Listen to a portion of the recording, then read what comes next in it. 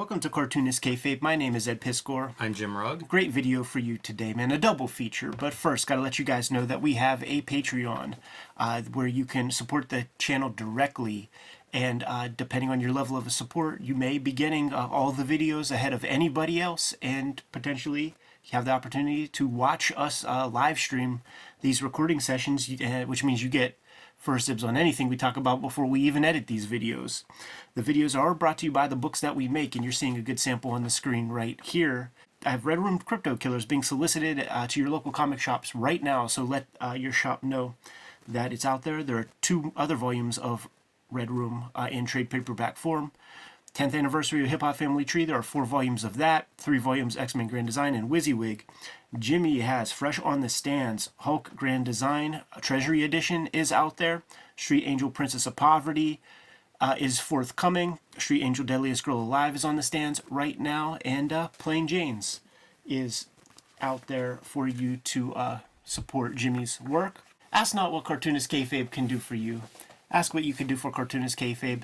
And a Kayfabe lieutenant, Jerome Cabanatan, who is out there, man, who has supported the channel in very many ways, has given us an embarrassment of riches that I think will yield several episodes. So off the bat, I want to share some of his works right here. A couple issues of Black Belter and One Stone. Here's how you can get in touch with him in the back. It's J. Rome Cab, TKO Troop 44 on Facebook. Available on Amazon right now, as seen on Cartoonist Kayfabe.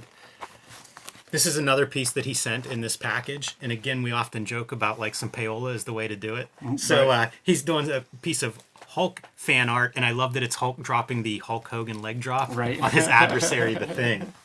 So he sent us a bunch of cool zines and things, and it will yield further episodes. But today we'll do a double feature. We're doing basically X-Men Grand Design by Kurt Busiek and Scott McLeod, spelled the legitimate way, from 1979. And it's a flip book. We have the Peter Chung 1987 Teenage Mutant Ninja Turtle storyboards for the famous opening sequence. I first became aware of this X-Men synopsis, the original X-Men Grand Design, from Kurt Busiek himself whenever the announcement was made that I was going to be doing X-Men Grand Design and describing the conceit of it. He tweeted at me, Piscor, me and Scott McLeod did this back in 1979, and he sent links to images online. Jerome, wisely enough, I'm not saying from that post, but he found those images and was smart enough to frickin' make a zine out of them. Why not? You know, this appeared in fanzines. I don't know the title of the fanzine that it appeared in, but Kurt is supplying the words, and a very young Scott McLeod from Understanding Comics is the guy who's showing you the artwork here. Yeah, and some of this stuff, you know, it's a lot of text, so you can almost look like it's an illustrated book and maybe overlook it. If you pay attention to kind of the drawing, there's some really fun drawing that McLeod is bringing to this. There's a lot going on in that center drawing. He's taken some existing materials too. Like there is a famous, Werner Roth cover or something that has that kind of image, but this is Scott McLeod doing his thing. And at certain instances, it's kind of Understanding Comics. Like it has panel to panel stuff. How about that? Like it's built in there already in the 70s. Yeah, I was trying to figure out like how old they would have been whenever they did this, because they were school chums, right? That's fun. I love this kind of stuff too, of the fandom part of comics. Like before the internet, before so many comics were covered the way they are, these are dudes that love it, doing a service to everybody. Yeah, totally. And they're catching everybody up to speed. It's probably contemporary to the time that this thing was released, because it goes from zero to, it goes from Kirby to John Byrne. Yeah, it's a love letter in the purest sense of that word. Yeah. And so good job, I think, on Jerome for putting this together, because the other thing is, super young cartoonist. Like, he's only been making comics for a couple years. Yeah. So you make some zines because it helps along the way, too, of just, like, reproduction, of getting a following, of having something new whenever you go to the next show that you go to. A lot of benefit, I think, to making these kinds of zines. Absolutely. And when you're putting a zine like this together with found materials, it looks pretty big on your screen. You're able to study that artwork at a molecular level and gain some wisdom, some understanding from, true masters of the game. If you have been a long time Cartoonist Kayfabe Instagram follower, you will have seen me post a bunch of this Peter Chung stuff whenever we talked with him, some years back. But this is the famous opening sequence as boarded by Peter Chung. Whenever I see this panel now, I can't help but think of Peter Laird and Kevin Eastman talking about how that was a point of contention, that shot of the manhole cover in the empty street. And it's like that becomes an iconic piece of the opening animation as a result. Yeah. It's wild to think that's a drawing that's a big chunk of Teenage Mutant Ninja Turtle lore. The cool thing about grabbing this thing like this and setting it up this way is it's a silent comic. Mm-hmm. If it was a true comic, if it was meant to be a comic, there'd be probably a little bit of filler panels in between, but it's here, man.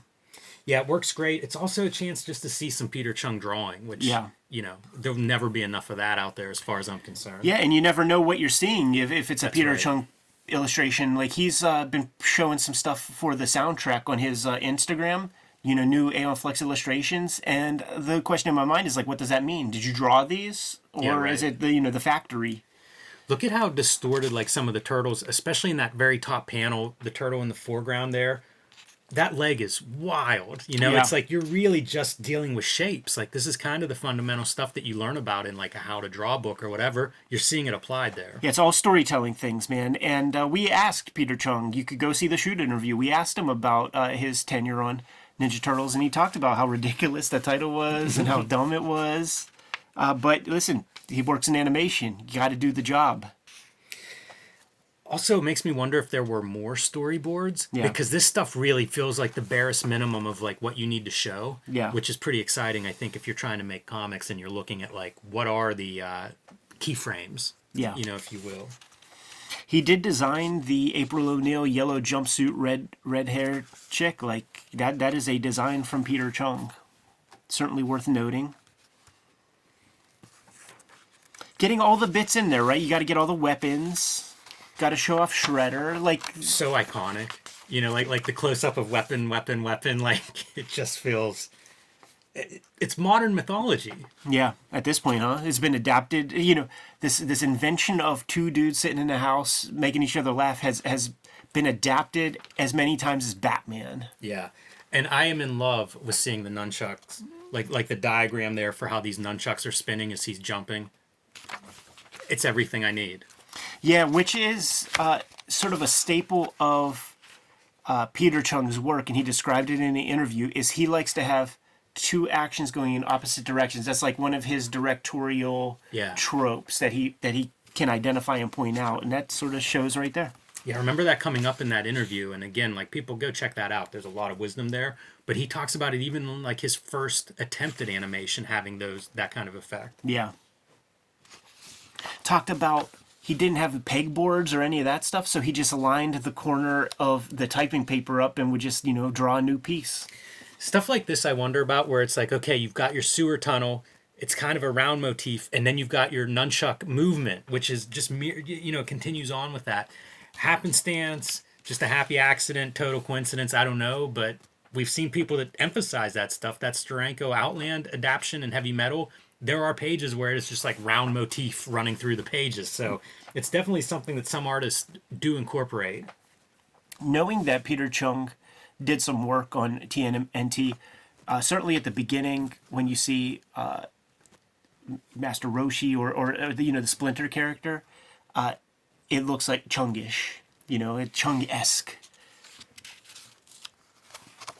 Yeah, knowing his work and how kind of, rule-breaking he is, it makes me wonder, like, stuff that we're looking at here, not knowing much about animation, like, is he pushing any boundaries on these things? Is there stuff that's like, whoa, I can't believe he did that? If you know animation the way we know comics, would there be moments in these storyboards that really pop that way? Right. Communicating so much in such a little amount of time, all the main pieces, and then you get your pizza in there. Yes. Pizza on a side.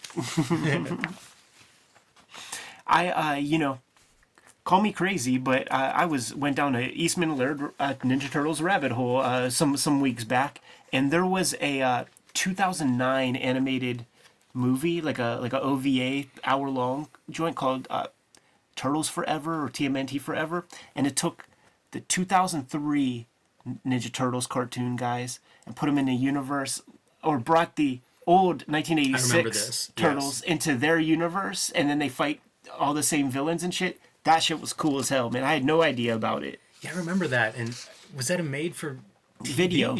Yeah. I don't know. Yeah, it was like over an hour long. Yeah, it's bizarre. I don't even know why I know about it. I must have seen it advertised somewhere. Slightly off model. Yeah. Look, it's so 80s too. It's like breakdancing and shit. I love whenever you get this kind of drawing too, where he's going in with some of the shading. Yeah. You get to see that kind of expression from Chung. And if you remember, I feel like these images, it's basically a singular image. I don't remember much animation beyond maybe the Technodrome like moving up or something. I was gonna say a zoom maybe. Yeah. But that's again one of those, like, if you know animation, you know there's probably all this kind of stuff. Because it's everything is an illusion of like more. Right. Yeah, it is a TV show that's being pumped out very rapidly. I find the running very instructive because I find it very hard to draw characters running, especially at you. Yeah. So it's great anytime you see an artist doing that effectively. It feels like something that I would probably swipe. Thank you, Peter. This is a prized Thank zine. you, Jerome. Yes, it is. This is a prized zine, and I'm so thankful to Jerome Cabanatan for sending it to us. But it is not the only zines that he sent to us, including his own works, man. 2 issues of Black Belt are there, 1 stone. This is how to get your hands on his work. Jerome Cab on Twitter and Instagram. I don't want to show off the other stuff yet. Okay. Yeah. More to come, because there was more in the bundle. Like, he's got some cool zines and comics out there. Yeah, absolutely. Yeah. Something man. for the Kayfabers at home to do is go seek out his work, because he's got some really cool stuff out there. Yes. And remember, ask not what Cartoonist Kayfabe can do for you. Ask what you could do for Cartoonist Kayfabe. And then you get an episode dedicated to your works and your efforts. And in Jerome's case, there's more episodes to come. Kayfabers, like, follow, subscribe to the YouTube channel, hit the bell. We'll notify you when new vids are available. And we do have a Patreon where you can support the channel directly. The King Kayfabers are watching this, recorded the stream at this very moment, and they get dibs on all the first videos, all the videos that we make before anybody else. But the vids are brought to you by the books that we make. Jimmy, tell the people what's out there. Hulk Grand Design, Street Angel Deadly Squirrel Live, The Plain Janes are books you can grab right now. Street Angel Princess of Poverty is coming out later this spring from Image Comics. It will, along with Street Angel Deadly Squirrel Live, reprint all of the Street Angel comics that have been made up to this point. So it'll give you a complete set if you have both of those Image Street Angel books. You can also join me on patreon.com/JimRugg, where you can see lots more of my work. You can download out-of-print zines and mini comics, and you can see what I'm working on next. I have a big project I can't wait to announce on a future episode, but if you hit my link tree up in the description below, you could go order that thing right this very minute. It's the top thing on my link tree. The other pieces that you will find in that link tree are links to my 2 Red Room trade paperbacks that are out in the wild. We are now soliciting the next round of Red Room comics. We call it Crypto Killers, to your local comic shops. Make sure you put in your orders and pre-orders for that. There are 4 volumes of Hip Hop Family Tree, which is celebrating its 10th year anniversary in 2023. 3 volumes of X-Men Grand Design are out in the wild, and the occasional WYSIWYG comic you will find out in your comic shops. Jimmy, tell people the other ways that they can support the channel. Subscribe to the Cartoonist Kayfabe newsletter at the links below this video. You can also find Cartoonist Kayfabe t-shirts, merchandise, mugs, hats, fanny packs, stickers, and lots more at our spread shop. That link is also under this video. All good ways to support the Cartoonist Kayfabe universe. Jimmy, given those marching orders, we'll be on our way. Make more comics.